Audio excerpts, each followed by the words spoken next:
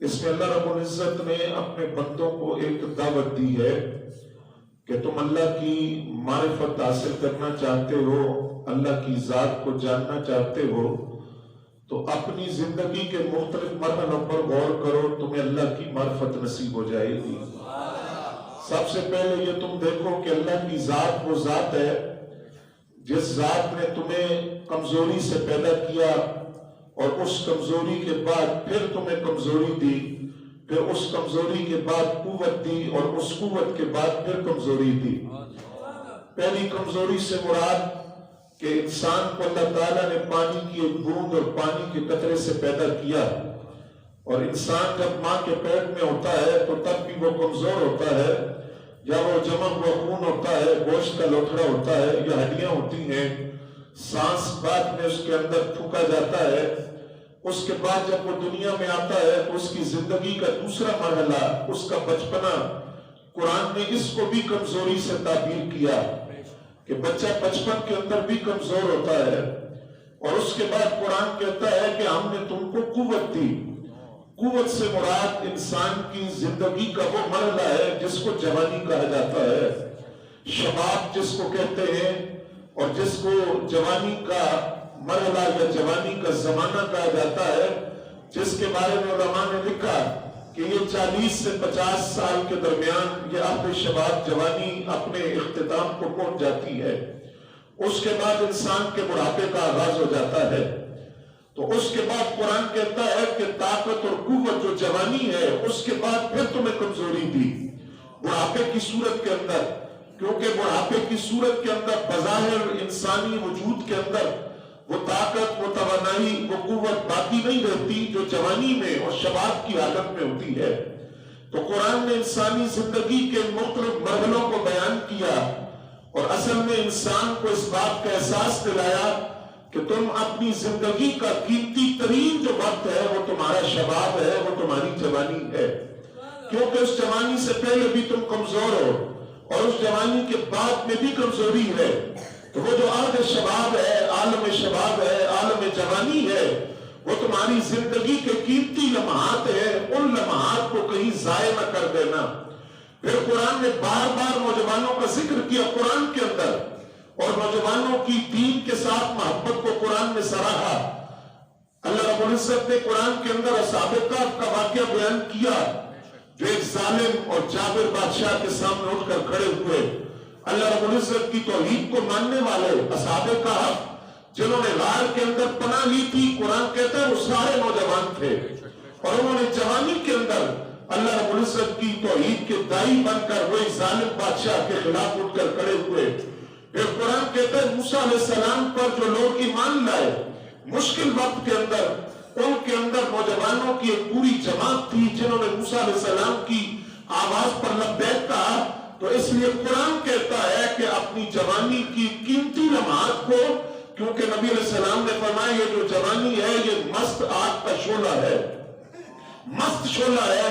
جوان نہیں جانتا کہ میں نے کدھر جانا ہے، اگر وہ مست شعلہ برے راستے پر نکل گیا تو اس کی آگے آخرت تک پھر آخرت برباد ہو جائے گی، لیکن اگر جوانی کی دہلیز پر قدم رکھا اور اپنے آپ کو دین اسلام کے مطابق اور جو اسلام نوجوانوں سے چاہتا ہے اس طرح اپنی جوانی کو گزارا، تو نبی علیہ السلام فرماتے ہیں اللہ اس کو 99 صدیقوں کا ثواب عطا کرتا ہے۔ جو بالغ ہوا، جس نے جوانی کی دہلیز پر قدم رکھا لیکن وہ اس طرح جوان ہوا کہ وہ اللہ کا عبادت گزار تھا، اس کی ساری جوانی اللہ کی عبادت کے اندر بسر ہوئی، تو رب کائنات اس کو 99 صدیقوں کا ثواب عطا کر دیتا ہے۔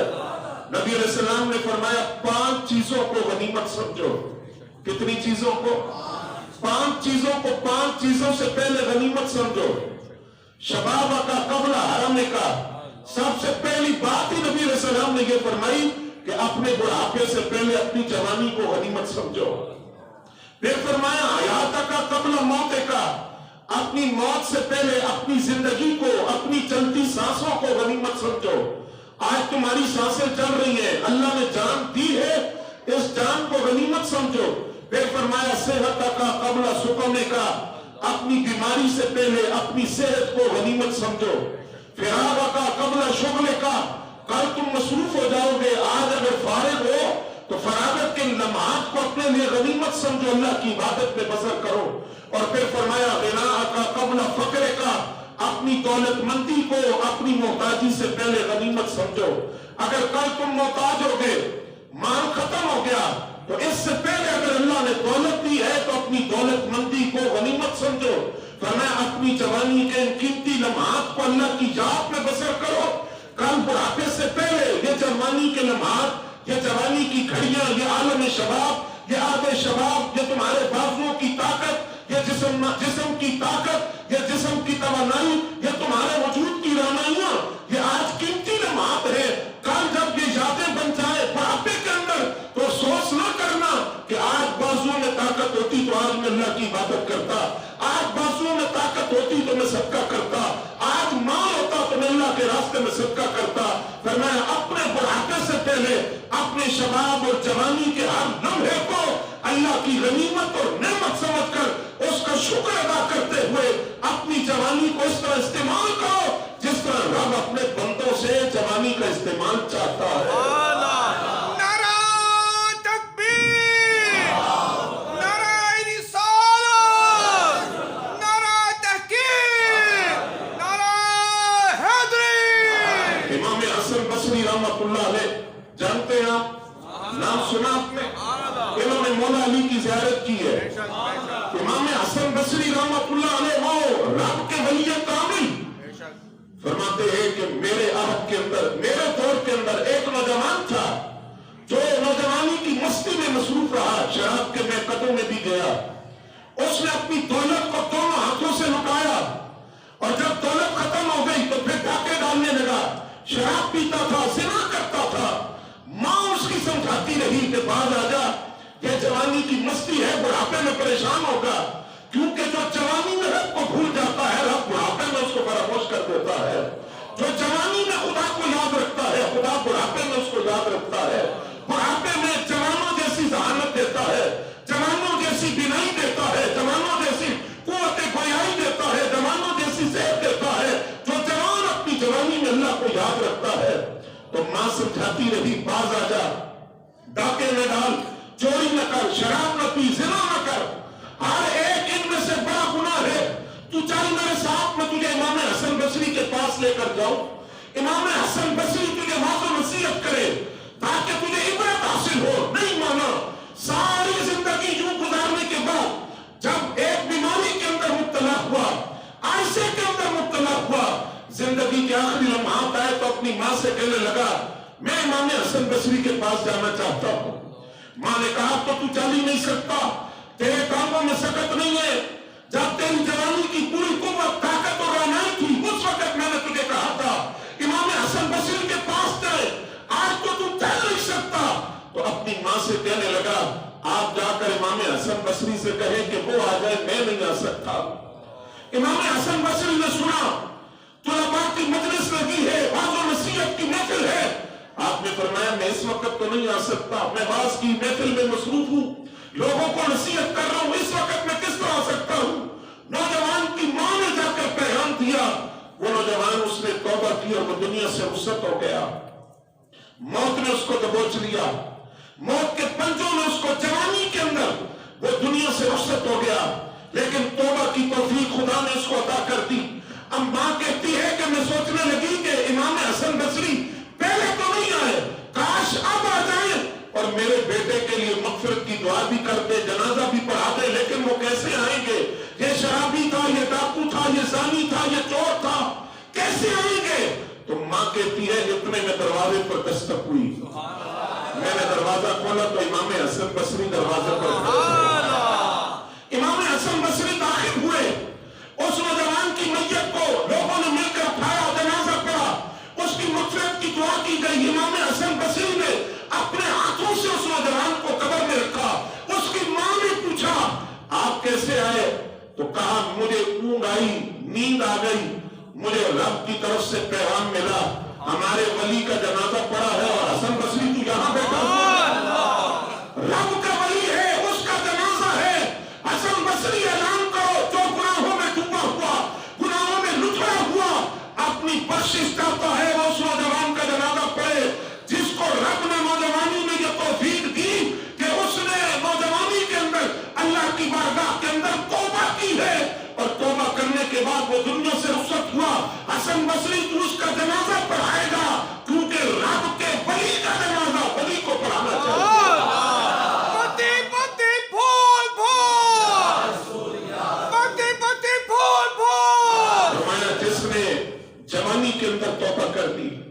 जवानी के अंदर अल्लाह की इबादत की, जवानी के अंदर खुदा को याद किया, जवानी के अंदर अपनी शर्म और हया को कायम रखा, जवानी के अंदर अपनी इस्मत की हिफाजत कर ली।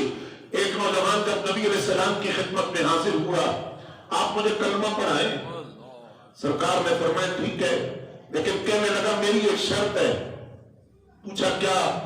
मैं जिना नहीं छोड़ सकता, बदकारी नहीं छोड़ सकता।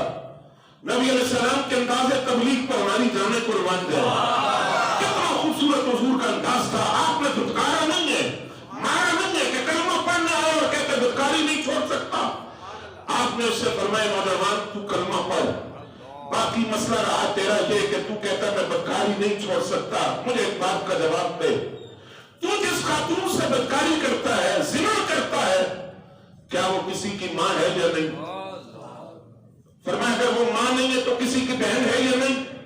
अगर वो किसी की बहन नहीं तो किसी की बीवी है या नहीं?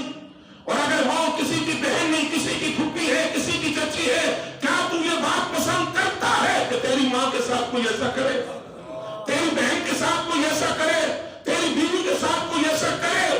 जब तू अपनी जात के लिए पसंद नहीं करता तो अपने इस शबाब को, अपनी जवानी को गुमराही में ना गुजार। ये बात सोच कि जब तू अपनी खानदान की किसी औरत के लिए ये बात पसंद नहीं करता तो तू किसी औरत के साथ की बदकारी कैसे कर सकता है? जब वो उठा तो उसने कहा अल्लाह की इज्जत की कसम है, जब मैं आया था तो बदकारी का दिल ताजा था। आपकी जुबान के जुमलों की तासीम ये है कि उसने मेरे दिल में बदकारी से नफरत, जिना से नफरत पैदा कर दी। सैयदी मुर्शिदी, सैयदी मुर्शिदी, फैज़ाने मुस्तफा। नबी अलैहिस्सलाम ने फरमाया कल मैदान हशर के अंदर जब अल्लाह के साए के अलावा कोई साया नहीं होगा, सुन रहे हैं? फरमाया उस वक्त सगी मां अपनी औलाद से जिगर के टुकड़ों से दूर भागेगी, सगा बाप अपने इकलौते बेटे को नहीं पहचानेगा, मां बाप औलाद से दूर भागेंगे और साथ जीने मरने की कस्में खाने वाले एक दूसरे से बेगाना हो जाएंगे, नाशना हो जाएंगे। और वहां बहन भाई एक दूसरे का दस्तो बाजू बनने वाले वो एक दूसरे से बेगाने होकर दूर भागेंगे। फरमाया उस वक्त जब सूरज सवा नेज़े पर होगा, प्यास से जुबानें बाहर होगी, हुजूर फरमाते 7 लोग ऐसे हैं जिन पर से इलाही का साया नसीब होगा। वो अल्लाह की रहमत के साए में होंगे और कोई साया नहीं होगा, अल्लाह की रहमत का साया उनको नसीब होगा। उनमें पहला बंदा वो हुक्मरान जिसने अल्लाह की जमीन पर अदल का निजाम कायम किया। सुभान अल्लाह क्या है? वोट जिसको मर्जी दे सुभान अल्लाह तो कहे ना। आदिल हुक्मरान जिसने अल्लाह की जमीन पर अदल का निजाम कायम किया, जुल्म नहीं किया लोगों पर, लोगों को फाकों पर मजबूर नहीं किया, लोगों को डाके और चोरी की तरह लेकर नहीं गया, अल्लाह की जमीन पर अल्लाह का निजाम कायम किया। वो आदिल हुक्मरान जब और कोई साया नहीं होगा वो अल्लाह की रहमत के साए में होगा।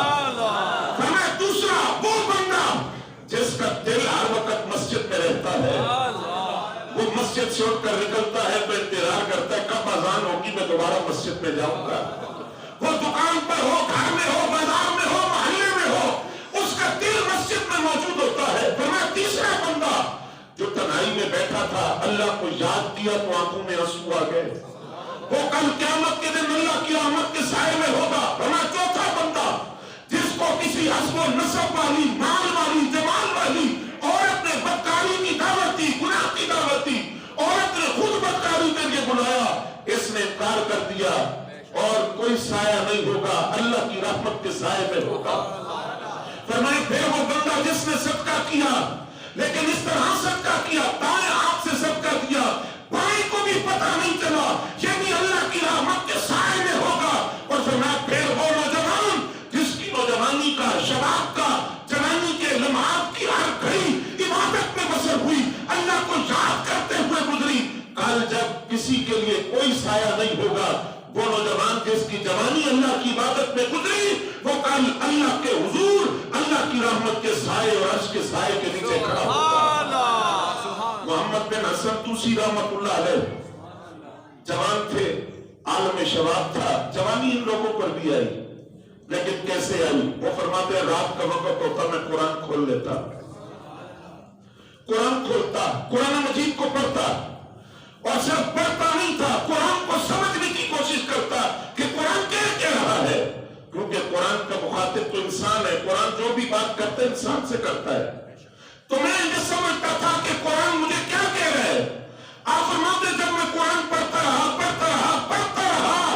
तो एक दिन रात के वक्त वो जवानी के लम्हात के अंदर आलम शबाब, जब मैंने कुरान खोला, कुरान की चंद आयतें पढ़ी, तो कुरान बंद करके मैंने अपने नफ्स से कहा, मोहम्मद बिन हसन तूसी कहते हैं, मैंने अपने नफ्स से कहा, सुना मजा आ रहा है क्या नहीं? पर मैंने अपने नफ्स से कहा, लुत्फ आ रहा है या नहीं? कैसा लुत्फ है? फिर वो जुमला सुनिए उनका, फिर मैंने अपने नफ्स से कहा, ए मोहम्मद बिन हसन तूसी, ये लुत्फ जो कुरान पढ़ने का लुत्फ है, ये तो बादशाहों के शहजादों को भी नसीब नहीं होता, जिनकी रातें शराब पीते हुए मेकदों में गुजरती है। जो लुत्फ कुरान ने दिया है, ऐसा लुत्फ भी भला कहीं किसी को नसीब हो सकता है? फरमाते यूं कुरान पढ़ते पढ़ते जवानी मैंने इस तरह गुजार दी, मेरी जवानी की रातें कुरान पढ़ते हुए गुजरी, कुरान को समझते हुए गुजरी, सारी जवानी मैंने यूं गुजारी है। मैंने कुरान को पढ़ा भी है, कुरान को समझा भी है। और फिर हज़रात गिरामी कदर इमाम शाफी रहमतुल्लाह अलैह, आपसे किसी ने पूछा आपकी जवानी कैसे गुजरी? सुन रहे हो? परेशान तो नहीं हो रहे? आपकी जवानी कैसे गुजरी? आप फरमाते हैं मैंने नबी अलैहिस्सलाम की बातों को यूं तलाश किया जवानी के अंदर, जिस तरह कोई माँ अपने इकलौते बेटे को तलाश करती है, इस तरह मैंने रसूलुल्लाह की बातों को अपनी जवानी में तलाश किया। मुझे पता चलता इसके पास हदीस है, मैं वहां पहुंचता, रसूलुल्लाह का फरमान उससे सुनता, आगे लोगों तक पहुंचाता, फिर मुझे पता चलता फला आदमी फिका का मसला जानता है, मैं उसके पास जाता, फिका का मसला सीखता। इमाम शाफी कहते हैं मेरी जवानी यूं गुजरी है कि मैं इल्म के पीछे इस तरह भागा हूं जिस तरह माँ अपने इकलौते बेटे के पीछे भागती है। और यही इमाम शाफी कहते हैं कि मैं इमाम अहमद बिन हंबल का मेहमान बन के गया। फरमाते उन्होंने दस्तरखान लगाया, उनकी बेटियों ने खाना रखा। फरमाते मेरा शबाब था, मेरी जवानी थी, तो मैंने खाना खाया और जरूरत से ज्यादा खाया। रात का वक्त हुआ, मेरी आदत थी मैं तहज्जुद नहीं छोड़ता था। इमाम शाफी फरमाते मैं तहज्जुद नहीं छोड़ता था। उनकी बेटियों ने मेरे लिए वजू का पानी रखा, रात पानी की जरूरत पड़ेगी तहज्जुद के लिए, और मालूम था कि इमाम शाफी आलम शबाब में भी तहज्जुद पढ़ते थे। फरमाते जब रात गुजर गई तो इमाम अहमद बिन हंबल मेरे पास वक्त फजर से पहले आए और उन्होंने मुझे कहा मेरी बेटियों के दो सवाल है आपसे। पहला सवाल के इमाम शाफी से पूछे, उन्होंने खाना बहुत ज्यादा खाया, हालांकि उनका ये मामूल नहीं है, खाना कम खाते, तो उन्होंने खाना ज्यादा क्यों खाया? दूसरा कि क्या उन्होंने तहज्जुद की नमाज नहीं पढ़ी क्योंकि पानी तो उसी तरह पड़ा है? क्या वो उठे नहीं, बेदार नहीं हुए, वजू नहीं किया, तहज्जुद की नमाज नहीं पढ़ी? तो ये दो सवाल इमाम शाफी से कीजिए, सुनेंगे जवाब। इमाम शाफी कहते हैं पहली वजह कि मैंने खाना सैर होके खाया और जरूरत से ज्यादा खाया। पता क्यों? फरमाया मुझे पता था दस्तरखान किसका है, इमाम अहमद बिन हंबल का दस्तरखान, और मुझे यकीन था एक एक लुक्मा हलाल है, इस रिस्क के अंदर शक नहीं है, और ये दीन की बरकतों से मिला हुआ रिस्क है।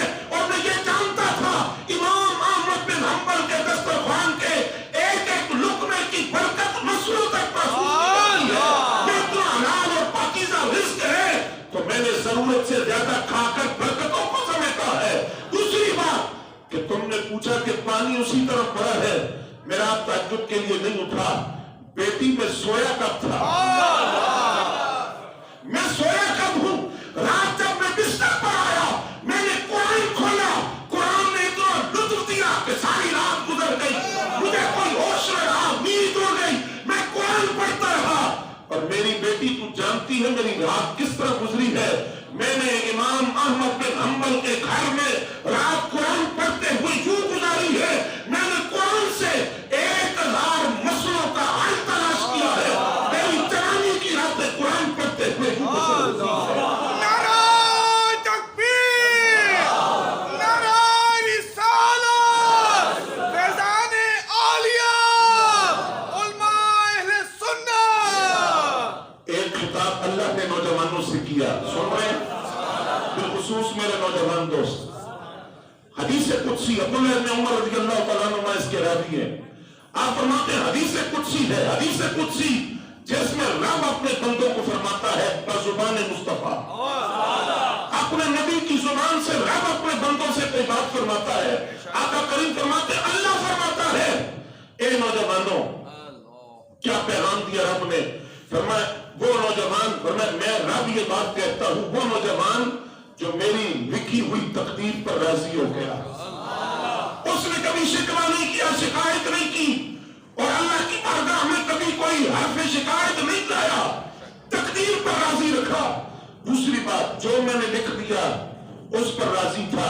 پہلی بات تقدیر پر ایمان لایا، یاد رہے گی باتیں، تقدیر پر ایمان رکھا اور میرے لکھے ہوئے پہ راضی رہا. تیسری بات جو رزق میں نے اس کو دیا اس پر کبھی اس نے بے صبری کا مظاہرہ نہیں کیا، کبھی شکوہ نہیں کیا، اس رزق کے اوپر اس نے قناعت کی ہے.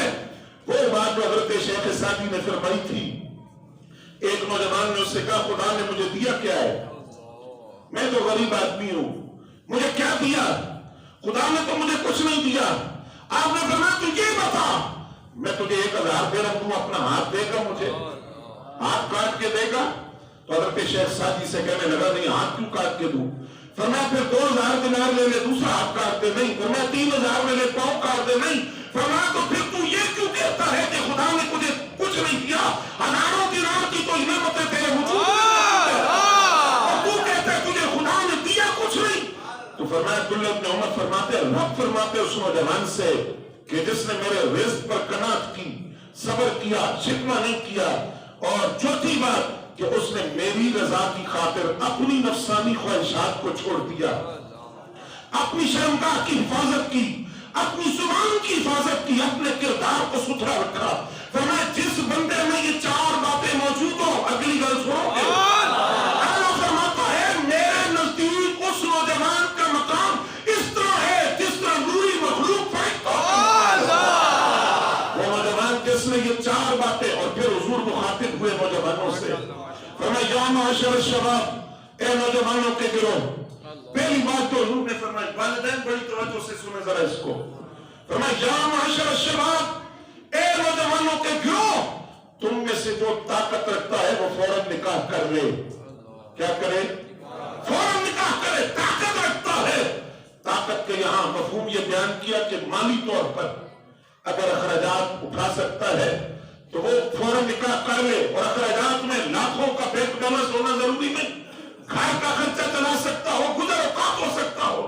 فرمایا وہ فوراً نکاح کرے. کیوں؟ فرمایا اے نوجوانوں کے گروہ جب تم نکاح کر لو گے تو 2 باتوں کی گارنٹی میں محمد عربی تمہیں دیتا ہوں. فرمایا تمہاری نگاہ بھی جھک جائے گی، تمہاری شرمگاہ بھی محفوظ ہو جائے گی. ان 2 باتوں کی گارنٹی مجھ سے لے لو. اگر نکاح کر لو گے. دوسری حدیث تو کنز المال کی ہے، مسلم شریف کی تھی. کنز المال کی روایت کے اندر رسول اللہ کے لفظ نبی علیہ السلام نے فرمایا جب کوئی نوجوان بلوغت کو پہنچتے جوان ہو گیا، شادی کے قابل ہوا، شادی میں تاخیر نہیں ہوئی، فوراً نکاح کر لیا، اس نے شادی کر لی، تو پتہ ہے کیا ہوتا ہے؟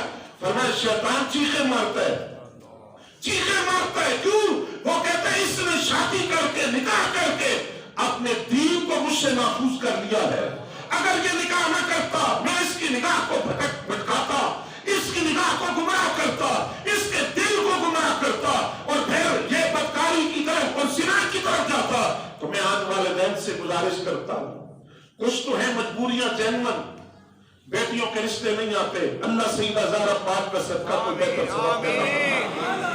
نوجوانوں کے لیے کوئی مناسب رشتے نہیں ملتے، اللہ حسنین کا صدقہ کوئی مناسب سبب پیدا فرمائے. لیکن بلا وجہ نکاح میں تاخیر کرنا، اگر اولاد گمراہ ہو جائے تو پھر اس میں قصور والدین کا بھی ہے. تو حضور نے فرمایا جب کوئی نوجوان جوانی کی دہلیز پر قدم رکھے اس کا فوراً نکاح کر دو، اس کی جوانی محفوظ ہو جائے، نگاہیں جھک جائیں اس کی، اور اس کی شرمگاہ کی حفاظت ہو جائے. اور پھر نوجوانوں کو امام غزالی نے خطاب کیا، سنیں گے؟ امام غزالی فرماتے ہیں اے نوجوانوں، تمہیں تمہاری جوانی دھوکے میں نہ ڈالے. کس میں؟ کیا دھوکا؟ کہ ابھی تو ہم جوان ہیں، ابھی تو 35 سال عمر ہے، 40 سال عمر ہے، 45 سال عمر ہے، ابھی تو میں جوان ہوں، ابھی تو بڑی زندگی پڑی ہے, بڑی لمبی زندگی. آج ہمارا کوئی جوان داڑھی لگے اور گھر والے کہتے تو بوڑھا ہو گیا. داڑھی کس لیے؟ داڑھی تو سنت رسول ہے. اس کا جوانی یا بڑھاپے سے تو کوئی تعلق نہیں. کوئی جوان نماز پڑھنے مسجد پابندی میں سے آئے تو لوگ کہتے ہیں جوانی میں صوفی بن گیا. ابھی تیری عمر کیا ہے؟ امام غزالی کہتے تجھے تیری جوانی دھوکے میں نہ ڈالے. کتنے نوجوان اس دھوکے کی وجہ سے برباد ہو گئے. وہ یہی سوچتے رہے کہ ابھی تو ہم جوان ہیں, ابھی بڑی لمبی زندگی پڑی ہے, نمازیں پڑھ لیں گے, روزے رکھ لیں گے, زکات دے لیں گے, بڑی لمبی زندگی ہے, مال خدا نے دیا, حج نہیں کرتے, حج فرض ہے, وہ کہتے کر لیں گے, بڑی لمبی زندگی پڑی ہے. امام غزالی کہتے ہیں اس دھوکے نے کئی نوجوانوں کو مروا دیا. آپ فرماتے ہیں وہ نوجوان جو جوانی کی وجہ سے دھوکے میں ہے, مثال دیتے ہیں, آپ سنیں گے. آپ فرماتے ہیں ایک بادشاہ ہے, وہ ایک بندے کو بلا کر اس کے ہاتھ میں ٹوکری دیتا ہے.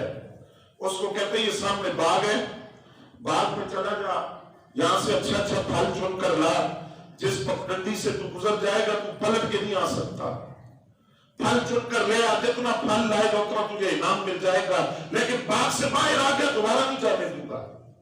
اب وہ بندہ ہاتھ میں ٹوکری پکڑ کر, امام غزالی کہتے ہیں ٹوکری پکڑ کے باغ میں داخل ہوتا ہے, پھل دیکھتا ہے تو وہ سوچتا ہے کہ پھل ٹھیک ہے, یہ بھی ہے, آگے بھی تو ہے, آگے سے چن لوں گا. آگے جاتا ہے تو کہتا ہے آگے بھی ہے, اس سے اچھا ہوگا, آگے سے چن لوں گا. یہ سوچتے سوچتے وہ باغ کی پگڈنڈی سے گزرتے گزرتے اچانک باغ سے باہر آ جاتا ہے اور بادشاہ کے سامنے آ کر کھڑا ہوتا ہے. تو بادشاہ پوچھتا ہے کیا لایا ہے؟ تو وہ کہتا ہے کہ میری ٹوکری تو خالی ہے, اس میں کچھ نہیں, میں تو سوچتا رہا کہ آگے سے چن لوں گا, آگے سے چنوں گا, آپ مجھے اجازت دیں تو میں دوبارہ واپس جاؤں, ہاتھ چن کر لاؤں.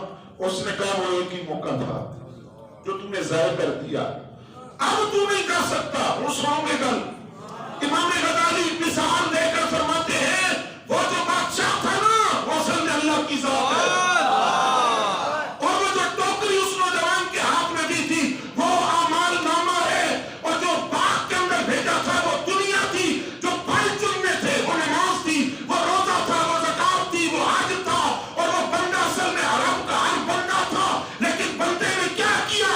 اعمال کی ٹوکری ہاتھ میں تھی, نماز کے لیے اذان کی آواز آئی تو وہ کہتا ہے کل پڑھ لوں گا, کل آیا تو کہنے لگا پرسوں پڑھ لوں گا, ماہ رمضان آیا تو کہنے لگا اگلے سال رکھوں گا, ابھی تو بڑا لمبا وقت پڑا ہے.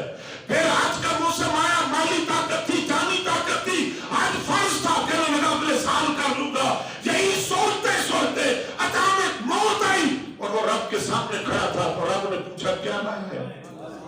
تو کہنے لگا یا اللہ ٹوکری دے کے تمہیں بھیجا تو تھا, تو میں نے تمہاری بھی تو بڑی لمبی زندگی پڑی ہے, تو مجھے واپس بھیج, میں واپس جاؤں, میں واپس وہاں سے اعمال کا پھل چن کر لاؤں. تو رب فرمائے گا اپنے وہ دنیا دارالعمل ہے, یہ دارالجزا ہے, جہاں تو لے آیا اس پر بدلہ ملے گا. تو امام غزالی کہتے ہیں نوجوانوں تمہیں تمہاری نوجوانی دھوکے میں نہ ڈال دے. کتنے نوجوان اس دھوکے کی وجہ سے دنیا سے پریشان حال چلے گئے, وہ اسی زون کے اندر, اسی زن کے اندر, اسی بدگمانی میں مبتلا تھے کہ ہماری تو بڑی جوانی ہے. فرمایا جوانی اس طرح گزارو جس طرح عبداللہ ابن عباس نے گزاری.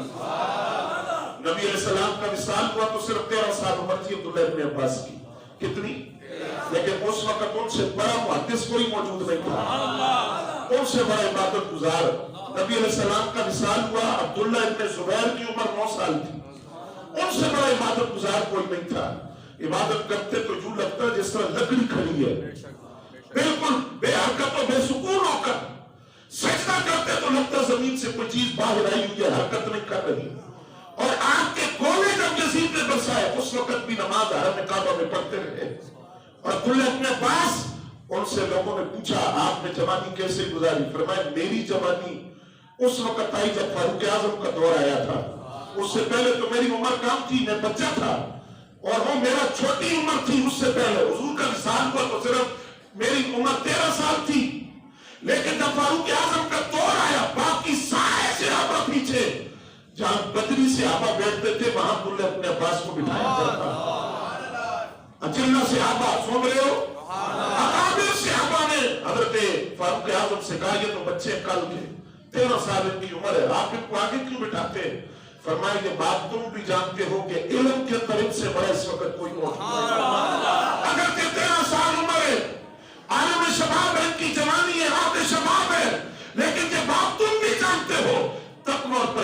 کے اندر ان کا کوئی مقابلہ نہیں ہے، علم کے اندر ان کا کوئی مقابلہ نہیں، حدیث کے اندر ان کا کوئی مقابلہ نہیں۔ اور یہی عبداللہ ابن عباس کہتے ہیں مجھے پتہ چلتا کہ فلاں شہر کے اندر کسی آدمی کے پاس نبی علیہ السلام کی ایک حدیث ہے جو میرے پاس نہیں ہے۔ عبداللہ ابن عباس فرماتے میں وہاں سے سواری پکڑتا، اس کے گھر پہنچتا، پتہ چلتا دوپہر کا وقت ہے، وہ آرام کر رہے، فرماتے میں اس کے دروازے پہ لیٹ جاتا۔ گرمیوں کا موسم، ہوا چلتی، صحرا کی اور ریگستانوں کی ہوا بٹی میرے بالوں میں پڑتی، لباس پہ پڑتی، فرمایا میں لیٹا رہتا کہ حضور کا قول سن کے جاؤں۔ وہ بندہ بیدار ہوتا، دروازہ کھول کر مجھے اپنے دروازے پہ دیکھتا تو پریشان ہو کر پوچھتا اے رسول اللہ کے چچا ذات خیر سے آنا ہوا؟ تو فرماتے میں نے کہا تمہارے پاس حضور کا کوئی فرمان ہے جو میرے پاس نہیں ہے، وہ سننے آیا ہوں۔ تو اس نے کہا آپ مجھے کہہ دیتے میں آ جاتا، آپ رسول اللہ کی آلے بیعت ہے، صحابی ہے، رسول اللہ کے چچا ذات بھائی ہے، مجھے بلا لیتے۔ حضرت عبداللہ ابن عباس فرماتے میں اسے کہتا علم سیکھنے کے لیے جانا پڑتا ہے، علم خود چل کے نہیں آتا، علم سیکھنے کے لیے استاد کے دروازے پہ جانا پڑتا ہے۔ فرمایا میری جوانی اس طرح گزری، بالوں میں درد تھی، لباس درد سے ٹاپ ہوا، سفر کیا، دروازوں پہ لوگوں کے لیٹ جاتا، لیکن میں نے رسول اللہ کا دین پڑھا ہے۔ اسلام ہم سے مخاطب ہے، سن رہے نوجوان، بات کو سمجھ لیں، عمل بھی کریں گے، اسلام ہم سے مخاطب ہے۔ میں آخری بات عرض کرتا ہوں، 17 سال عمر ہے اس کی۔ اب مجھے پتہ نہیں کہ محمد بن قاسم کا یوم وصال ہے یہ یوم ولادت، لیکن کل 92 والوں نے رابطہ کیا مجھ سے کہ ان کے والے سے مضمون لکھنا ہے، تو میرا خیال ہے کہ آج یا کل میں ان کا یوم وصال ہے محمد بن قاسم کا۔ 17 سال عمر تھی ان کی، کتنی؟ نوجوان دوست بولے نا ذرا، 17 سال عمر۔ ایک بیٹی نے، اسلام کی بیٹی نے مدد کے لیے پکارا تھا، راجہ طاہر نے بھیجا تھا محمد بن قاسم کو۔ آپ جب آئے تو پھر یہ سندھ کے علاقے سارے فتح کرتے کرتے جو اسلام داخل ہوا، سندھ سے داخل ہوا بر صغیر کے اندر، جانتے ہیں نا باب الاسلام سندھ کو اس لیے کہا جاتا ہے کہ سندھ بر صغیر کے اندر سندھ سے اسلام داخل ہوا۔ کون لایا؟ محمد بن قاسم۔ 17 سال عمر تھی، راجہ طاہر کو پتہ چلا کہ محمد بن قاسم تو فتوحات کرتے کہاں کہاں پہنچ گیا، تو اس نے عورت کو بھیجا۔ ایمان کس طرح برباد کیا جاتا ہے، عورت کو بھیجا شراب دے کر۔ عورت سچ دھج کے محمد بن قاسم کے سامنے آئی، 17 سال کا نوجوان، آپ تصور کر سکتے ہیں، وہ عالم شباب کی پہلی سیڑھی پر ابھی قدم رکھا تھا، شراب سامنے لا کر رکھی گئی، عورت خود بھی سچ دھج کے آئی، رات ساری گزر گئی، محمد بن قاسم کی نظریں قرآن سے نہیں تھی، رات ساری گزر گئی۔ صبح اس عورت نے محمد بن قاسم سے کہا مجھے اپنی بات بتاؤ، رات ساری گزر گئی، تم نے ایک نگاہ اٹھا کر بھی میری طرف نہیں دیکھا، تم قرآن پڑھتے رہے، میرے حسن نہیں دیکھا، شراب کی طرف نہیں دیکھا، ابھی تم نوجوان ہو، کیا تمہارے سینے میں دل نہیں ہے؟ محمد بن قاسم نے جو جواب دیا تھا میں اپنے نوجوان دوستوں سے کہتا ہوں اپنے دل پہ لکھ لے۔ محمد بن قاسم نے کہا بی بی تو ساری رات مجھے ورگلانے کی کوشش کرتی رہی، تو جانتی ہے میں نے قرآن سے نظریں کیوں نہیں اٹھائی، اور تو پوچھتی ہے کہ میرے سینے میں دل نہیں،